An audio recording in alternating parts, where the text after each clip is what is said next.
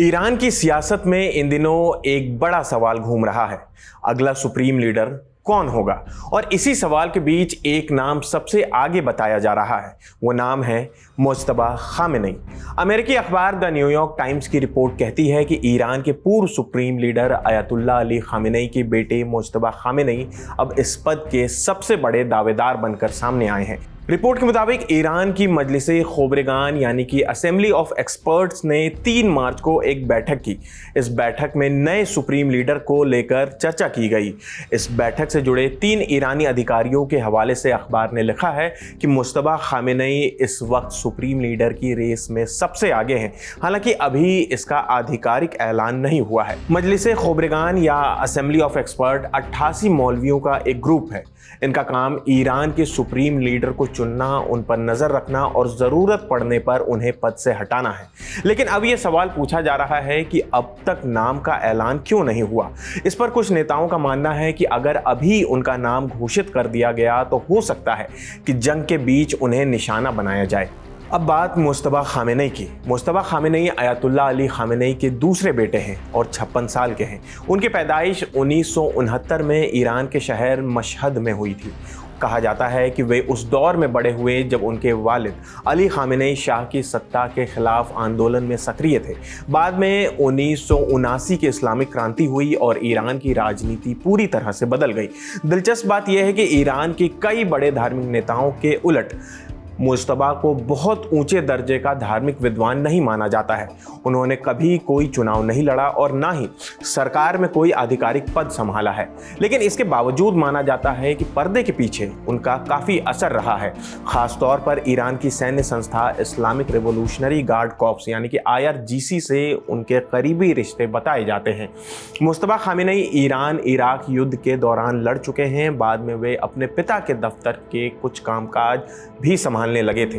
2019 में अमेरिका ने उन पर प्रतिबंध भी लगाए थे। अमेरिका का आरोप था कि वे बिना किसी आधिकारिक पद के भी सुप्रीम लीडर की तरफ से काम कर रहे थे। लेकिन मुज्तबा खामेनी के रास्ते में सबसे बड़ी मुश्किल उनकी अपनी पहचान भी बन सकती है। पहचान वही अली खामेनी का बेटा होना। कहा जाता है कि खुद अली खामेनी पिता से बेटे को सत्ता मिलने के खिलाफ रहे हैं। ईरान में इस तरह की विरासत वाली सत्ता को अच्छा नहीं माना जाता है। इसकी वजह 1979 की इस्लामिक क्रांति है, जब शाह मोहम्मद रजा पहलवी की राजशाही को खत्म किया गया था। इसलिए अगर सत्ता सीधे बेटे को मिलती है तो कई लोग इसे उसी तरह परिवार वाली हुकूमत मान सकते हैं जिसके खिलाफ ईरान में क्रांति हुई थी। बताया जाता है कि मुज्तबा खुद भी पहले पिता से बेटे को सत्ता मिलने के खिलाफ रहे हैं। अमेरिका की जॉन्स हॉपकिंस यूनिवर्सिटी के ईरान मामलों के जानकार अली नसर ने द न्यूयॉर्क टाइम्स को कहा कि अगर मुज्तबा इस पद पर आते हैं तो ये संकेत होगा कि अब सत्ता में ईरान की व्यवस्था का ज़्यादा सख्त रिवोल्यूशनरी गार्ड वाला पक्ष मजबूत हो रहा है। कुछ का मानना है कि इस वक्त में पिता की नीतियों के आगे बढ़ाने वाले चेहरे ही स्थिरता देंगे, लेकिन आलोचक इसे राजनीति मान सकते हैं जिससे सत्ता एक ही परिवार के भीतर सिमटती जा रही है। वहीं सुप्रीम लीडर के तौर पर मुज्तबा खामेनी के अलावा कई नाम हैं इस दौड़ में। एक नाम है अली रज़ा अराफ़ी का। 67 साल के अली रज़ा अराफ़ी ईरान की धार्मिक व्यवस्था में काफ़ी प्रभावशाली माने जाते हैं, लेकिन राजनीति में उनकी पकड़ उतनी मजबूत नहीं मानी जाती। वे असेंबली ऑफ एक्सपर्ट के उपाध्यक्ष हैं। वहीं दूसरा नाम है मोहम्मद मेहदी मीर बाघेरी का। बाघेरी को ईरान की व्यवस्था के बेहद सख्त विचार वाले धार्मिक नेता के तौर पर जाना जाता है। वे असेंबली ऑफ एक्सपर्ट के सदस्य हैं और पश्चिमी देशों की नीतियों के आलोचक माने जाते हैं।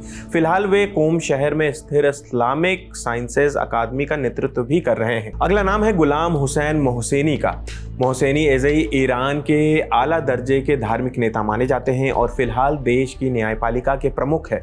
उन्हें जुलाई 2021 में अली खामेनी ने ही इस पद पर नियुक्त किया था। उन्हें ईरान की सत्ता के रूढ़िवादी धड़े के बड़े समर्थक के तौर पर देखा जाता है। आखिर में नाम आता है हसन खोमेनी का। 54 साल के हसन खोमेनी भी इस चर्चा में आने वाले प्रमुख नामों में से एक है। वे अयतुल्ला रूहुल्लाह खोमेनी के पोते हैं जो ईरान की इस्लामिक क्रांति के नेता और इस्लामिक गणराज्य के संस्थापक थे। हसन खोमेनी अपने दादा के तेहरान में मौजूद मकबरे के मुहाफिज भी हैं। उन्होंने कभी कोई सरकारी पद नहीं संभाला है, लेकिन उन्हें उदार और सुधारवादी सोच वाला धार्मिक नेता माना जाता है। 2016 में उन्होंने असेंबली ऑफ एक्सपर्ट का चुनाव लड़ने की कोशिश की थी, लेकिन जांच करने वाली परिषद ने उन्हें नाकाबिल करार दिया था। अब आपको बताते हैं कि ईरान में सुप्रीम लीडर कैसे चुना जाता है। यहाँ सुप्रीम लीडर को चुनने की जिम्मेदारी असेंबली ऑफ एक्सपर्ट के पास होती है। ये 88 सदस्यों वाली संस्था है जिसका चुनाव जनता करती है। इस्लामिक गणराज्य ईरान के इतिहास में ये सिर्फ दूसरी बार होगा जब ये संस्था नया सुप्रीम लीडर चुनेगी। यानी फिलहाल तस्वीर साफ नहीं है, लेकिन इतना जरूर है कि ईरान की सत्ता की दौड़ में मुस्तफा खामेनी का नाम सबसे आगे बताया जा रहा है। तो फिलहाल इस खबर में इतना ही। आपकी इस खबर पर क्या राय है हमें कमेंट करके जरूर बताएं। मेरा नाम आसिफ है, आप देखते रहिए दी ललन टॉप। शुक्रिया।